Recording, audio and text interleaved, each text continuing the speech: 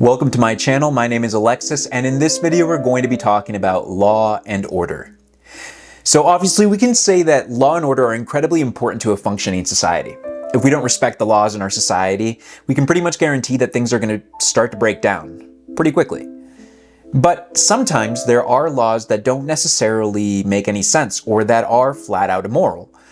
Examples here include segregation and slavery. So what is our real obligation to the laws of our society when they are against our moral code? That's a hard question to answer, because if we are allowed all laws to reflect personal codes, personal moral codes, there may never be a complete consensus as to what laws are truly legitimate and what laws are not. After all, moral codes can be diverse, and it can be extremely difficult to find the thread of wisdom that connects them. We place a lot of trust in our legal scholars to establish what is and isn't law, and good law isn't really possible to ascertain until enough time has gone by and it's been determined that it was effective or efficient at doing whatever it was supposed to do in the first place. Laws are designed to regulate our activities in society so that we are able to interact in the most orderly manner. They can also serve as tools to guide our own behaviors in our own lives so that we can achieve the good. This is known as paternalism, where the law acts as a parent with the intention of guiding the affairs in our own lives. It's controversial. Generally speaking, we're willing to tolerate a large degree of coercion at the hands of the state, insofar as we're able to reap rewards from our obedience. This is the concept of the social contract, where we willingly give up some of our rights in society for more rights to be granted to us. Since society is made up of a collective and not an individual, we stand to gain much from collaboration and much to lose from competition. To secure our liberties to the farthest extent, we give up our right to take what others have earned in exchange for the security that others won't take what we have earned. This is as far as legal regulations are meant to go, which is what makes paternalism a little iffy.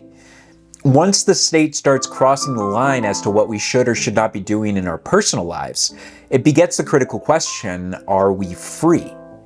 We all want to have the freedom to do whatever we want, whenever we want, as long as it doesn't harm anyone else, but the truth is that most of us don't know what to do with our freedom. Since laws can help shape the society for better or worse, paternalism becomes a great way of molding the people in our community. That can be good or bad, depending on what is being regulated. Time will always tell what was worth protecting and what was not. So assuming we've got good laws in place, that the order in which we operate is both efficient and effective, entirely reflective of our capacities, and to a larger extent our coherence and competence, what do we do when someone breaks the law? Typically, our response has been to seek retribution against the transgressor, to pay them back according to the crime that they committed. There's something poetic in that because it's entirely pleasing that justice should be leveled against someone in proportion to their actions. It just seems right. However, alternative responses have been formulated. Many seek to reintegrate the individual back into society, to rehabilitate them. This has proven to be an immeasurably difficult task. This doesn't mean that the solution isn't without its merit or promise, though. In the future, we will likely develop technologies that will allow us to infiltrate the offender's mind, to instill whatever wisdom they require to steer clear of repeating their offenses. Black Mirror highlights a rather excessively cruel version of this technology in its highly controversial episode White Bear. The point is that we stand more to gain by finding a way of reintegrating an offender back into society than by removing them from society. Lastly, the justice system cannot function without proper recourses.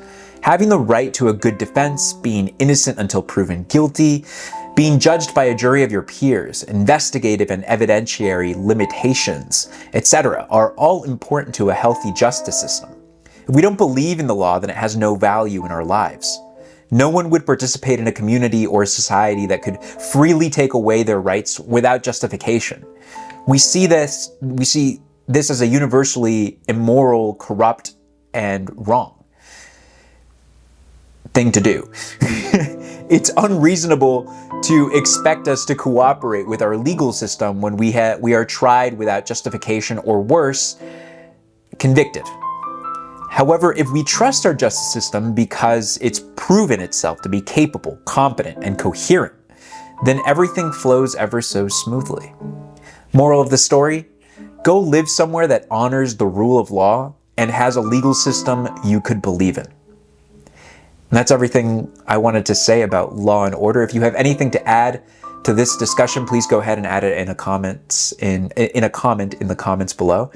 And if you like the video, like, share, subscribe. Thank you so much for watching. Have a great one.